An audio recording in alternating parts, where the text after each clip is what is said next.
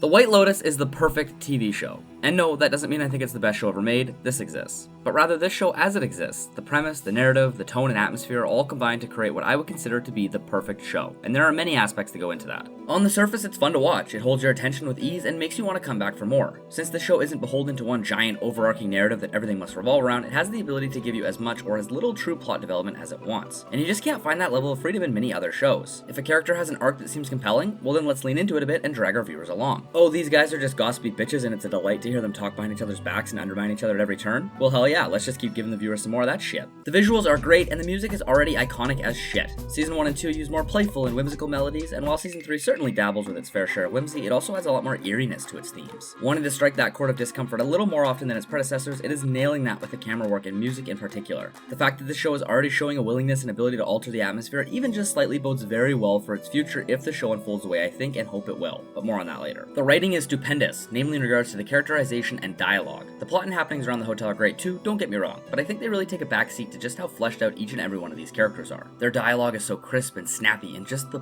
perfect way. Harkening back to that immense freedom that birthed this whole video, they have the ability to let each character talk and act in such distinct and authentic ways. The parents say cringy shit in the eyes of the teenagers who say cringy shit in regards to the parents, and the cycle continues. No one is so cool to the point that they're immune from making the audience giggle and roll their eyes, and no one is too stupid or too annoying to the point that you're upset when the show starts to focus on them once again. The nature of this being a hotel with people from all walks of life allows for any character from any background with any personality to suddenly be our character of interest. Not unlike Game of Thrones, and stay with me here, we have such a medley of unique characters with unique dynamics that what was that word again?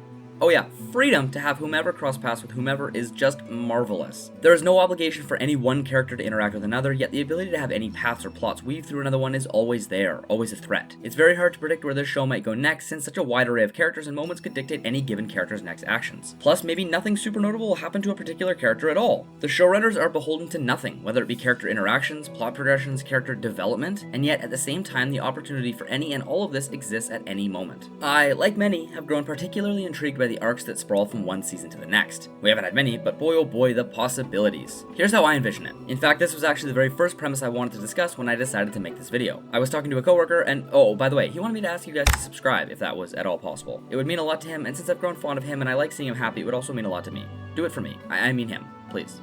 But only if you want to. It helps the channel a ton and it would mean a lot to both of us. Mainly him. Anyways. So far, Greg is our only character appearing in all 3 seasons, and he's never even played what I would consider a major role. Jennifer Coolidge's character certainly was, and having her be our only real connective thread from season 1 to 2 was really neat. But now with Greg, we're developing something of an overarching theme, with characters like Tanya and Rick and surely many more being looped into it. What I envision, however, is that this plot in no way culminates with the finale of the show. No sir. This is a show where the end should neither be in sight nor in consideration, which is so antithetical to what I say about literally every other show in existence. A plot has begun in season 1 with Greg. Let it play out for a few seasons. Have whichever characters you want play tiny or major roles as we progress through it. Let's say it ends in season 4. Well, guess what? Let's grab a character from season 2 and bring them back for an overarching story. This guy will culminate in season 6, let's say, and guess what will have already begun by then? That's right, a new overarching plot. It doesn't have to be nearly this stringent. I think whole seasons can go by where there's no overt connectivity between any of them, but I think a very unique and neat way the show could keep people engaged by the anthology format and by a story they want to see run its course would be by doing it this way. Some stories wrap up like a traditional character arc, some get the indie treatment and end somewhere in the middle, some lessen the value learned, but no real end goal reached or even in sight, and some are evolved in a multi-season arc. Ideally, this arc would have something to do with the White Lotus itself, which is where the whole Greg stuff seems to be sorta going towards, but it doesn't even have to, since characters and their baggage can easily leap from place to place, rolling over everyone in their wake and entangling new people in its web. So many of our characters have been rich, pompous shits who could easily like a hotel so much they stay at the same one but in a new location. Speaking of which, a new location every season?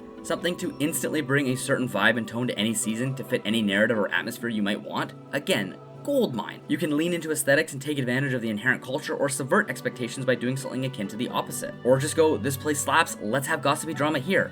Freedom. Despite the anthology format being very unique and engaging in its own right, I think having some slight connective tissue tying seasons and characters to prior ones would prove effective. For people who have no problem watching the show and experiencing something entirely new each season, then this really won't hurt much. And for the people who need a little bit more progression and like seeing how sprawling arcs shake out, then this would be perfect. The key to this would be toning down those big arcs and allowing them to exist on their own. Bring in as many characters and dynamics as you want, but don't make any one season feel designed for that one payoff, because that's how you go about upsetting and even confusing those people who like the show for its anthology nature. What we're looking for here is sort of a reverse MCU. Like so many iconic shows such as Game of Thrones, the size of the cast and nature of the show seems to lend itself better to more lesser known actors. Now I know we've had some heavy hitters over the years, but there have been no true A-listers, and even then the majority of the cast is composed of popular up-and-comers or even people looking for their first true break. People love this. Watching someone's career grow and following it as it flourishes later is so enjoyable, and the show doesn't need the big names to get people to watch it. It already has that huge brand name recognition.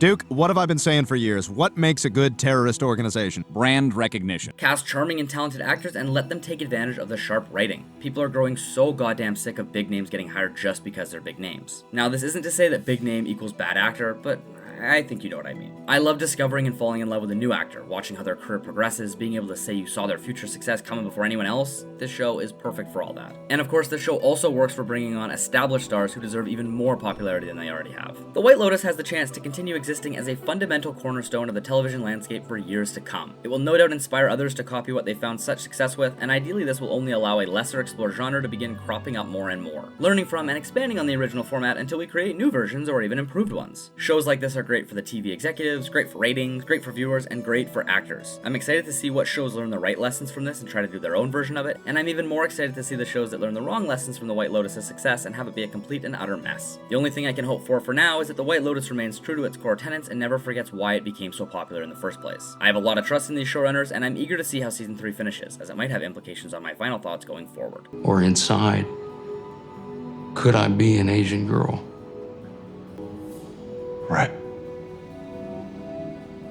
I don't know. Thanks for watching. If you like this stuff and want to help support the channel, then please consider subscribing. If you click the button in the next, say, 30 years, then I'll waive the subscription fee and give it to you completely free. That is an immense 100% discount, or 0% discount depending on who you ask. I wouldn't worry about it. Until next time, take care.